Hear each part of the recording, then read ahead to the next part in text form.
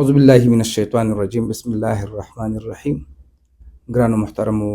مسلمانانو خویندورونو السلام علیکم ورحمت الله وبرکاتو. نن چې کوم موضوع ده دا هم ډېر زبردسته ده، د جادو او د دې شیزونو باره کې ده. بعضې وخت کې د بعضې خلکو د کورونو نه تعویضونه، ویاخته یا داسې دالونه یا بعضې خلکو لیمبو کې څه منډلي ستنې یا غنې پکې منډلي او یا داسې ناشنا شیزونه هډوکي وي چې په هغې څه لیکل شوي، یا دال مختلف قسم غټ دال، مسور دال چې زموږ کور کې خو چا دال پخ کړی نه دي، دا دالو دانې دلته څه کوي، داسې څه شیزونه ویاخته هر څه لکه چې پوهېږي چې دا دلته څه کوي او دا ټایم هم نه دی. که داسې چا په کور کې دا راوځي نو دې سره به څه کوي. اکثر خلک د خپل لاسه یو کار وکړي، بیا هغې د وجې نه ډېر غټ نقصان هغه ته میلاو شي. نو ښه خبره دا ده، طریقه کار یې دا دی،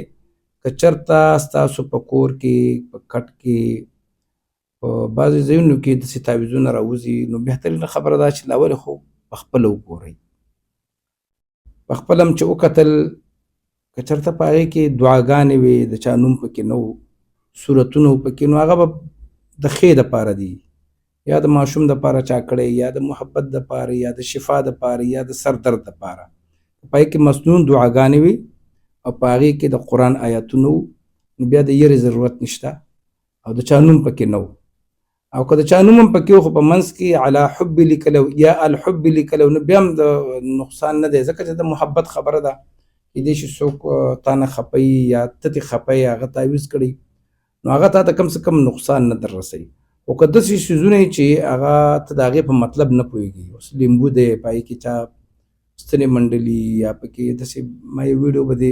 بل چینل زمر ټي وي باندې ورکړې ده، هغې کې یو کور کې ویاخته راووته او مختلف څیزونه راووتل. نو هغې دپاره به څه کوئ،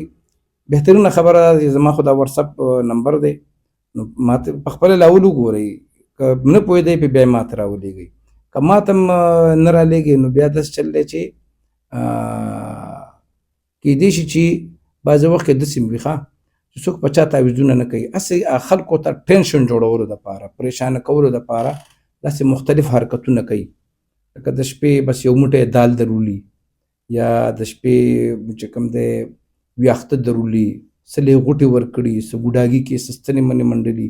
خو که لاول دا پته ولګوه چې دا خو به چا زمونږ په دې ګاونډ کې په رشته دارانو کې دا حرکت خو به چا نه کړی، او که چېرته مثال دا راته پته ولګېده چې نه دا کار چا نه دی کړی، نو بیا به دا بالکل د جادو اثرات وي. جادو کې مختلف کارونه وي، بس بربادي پکې، هغې کې سمه خبره نه وي، دا به سړی برباد شي، نقصاني شي، کاروبار یې غرق شي، جنکۍ در جنکو رشتې ونه شي، د هلکانو رشتې ونه شي، بچي نه کېږي. بس جادو چې څومره د خلکو مسایل دي او په دنیا کې څومره جادوګران دي همدومره بس خلک چاته زه به اوس کم شمارم چې شمارم نو په دې باندې چا خبر به درې ورځو کې نشم شمارلی. نو بس د هغې اسانه طریقه درته ښیم چې داسې څه دې پیدا کړه، د هغې نه مخکې به داسې چل وکړې. علاج یې دا دی چې ته به هغه څیزونو راوچتېدو نه مخکې اخري 2 سورتونه معوذتین چې ورته وایي، قل اعوذ برب الفلق او قل اعوذ برب الناس، دا دواړه سورتونه په ځان باندې مې وې، په ځان به یې هم چوف کړې، په هغه شي به یې هم چوف کړې، بیا به یې راوالې وبه یې ګورې، ویې ګوره او د هغې نه پس چېرته لرې ویسه او چېرته بس ویې غورځوه، د هغې اثر به ختم شي. ته چې کله 2 سورتونه ووې په ځان یې چوف کړې نو ته کور شوې، بالکل محفوظ شوې، او هغه شی چې کوم دی چې په هغې ور چوف کړې نو د هغې نه اثر ختم شو، بس هغه بېکاره شو.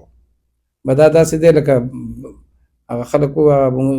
اخبارونو کې وایي که نه وایي بم چې دی نو هغه یې ناکاره کړه، به دا چې کوم 2 سورتونه یې بې چوف کړه بس هغه چې دی هغه جادو ناکاره شه. ای کلاو که ویې ګوره او د هغې نه پس چېرته لرې ویسه ویې غورځوه. الله رب العزت دې زمونږ چې څومره مسلمانان دي او چاته نقصان رسوي، الله دې هغوی ته هدایت وکړي، او مونږ ټول د الله د انسانانو د شیطانانو د شر نه په امان کې وساتي. انشاءالله که جون وفا وکړه بیا به حاضرېږم، تر هغې پورې اجازت غواړم. د الله په امان.